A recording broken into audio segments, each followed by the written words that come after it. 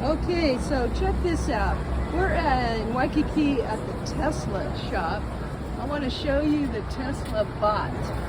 There, maybe you can see it like that. So check this out.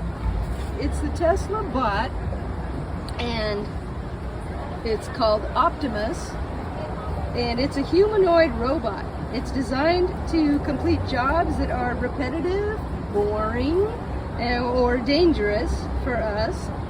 And the design was inspired by humans, so it can use human tools, carry objects, and work in factories.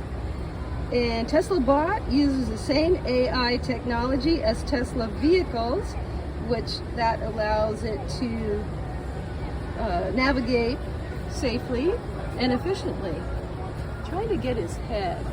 There we go. This is the Tesla Bot.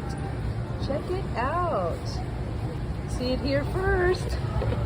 Anyway, Lois Threlkeld, laziesofjusticeleague.com. Go visit us. Say howdy do. Or aloha.